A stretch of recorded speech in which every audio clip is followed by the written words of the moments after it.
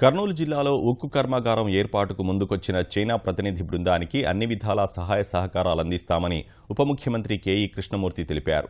కర్నూలు కలెక్టరేట్లో చైనా ప్రతినిధులతో ఆయన సమావేశమయ్యారు. సుమారు 15,000 మందికి ఉపాధి అవకాశాలు లభిస్తాయని జిల్లా కలెక్టర్ విజయమోహన్ వివరించారు. మనకి Australian team and Chinese team ఒక ఆలోచన చేస్తున్నారు. ఆల్రెడీ బేతంచెర్లో ఒక యూనిట్ని స్టార్ట్ చేశారు. ఆ యూనిట్ ఏమిటంటే బెనిఫిషియేషన్ అంటాం దీన్ని, లో గ్రేడ్ నుంచి హై గ్రేడ్కి మార్చడం అనేది. అది ఆల్రెడీ యూనిట్ కంప్లీట్ అయిపోయింది.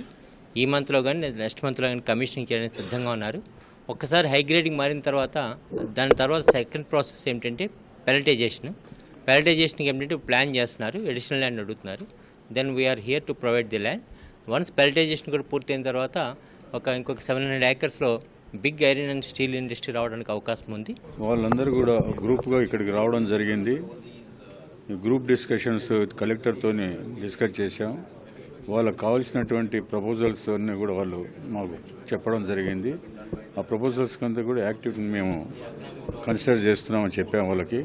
మెయిన్గా వాళ్ళు వర్క్ స్పాట్ దగ్గరికి కనెక్టివిటీ రోడ్స్ అనంటే డెవలప్మెంట్ ఆఫ్ ఇన్ఫ్రాస్ట్రక్చర్ ఇదంతా కూడా ప్రామిస్ చేశాము. They are very glad. తప్పనిసరిగా ఇక్కడ చేస్తామని చెప్పి వారు చెప్పడం జరిగింది. We welcome them.